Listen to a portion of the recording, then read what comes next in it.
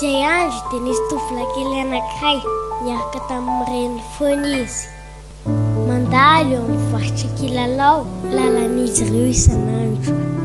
Ary misy tômôbila menamena kely sy tsara tarehy kely eo amin'ilay mpivarotra.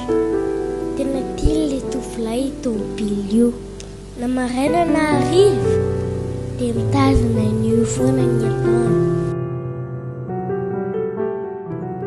Jay andro dia taitra be ilay ankizilahy satria tsy hitany intsony ilay tômôbila menamena kely. Miazakazaka mafy izy nilody sady malahelo izy nitomany.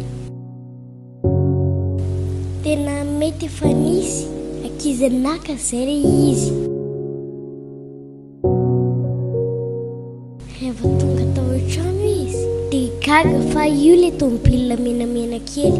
Ary dia talanjiny izy hoe ahoana ary nahatongavan'ity tato an-tranonay.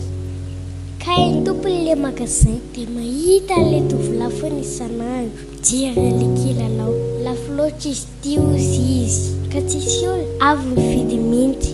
Dia nanapa-kevitra izy fa omemaimam-pona ilay tômôbila menamena kely. Dia faly ery ilay tovolahy kely.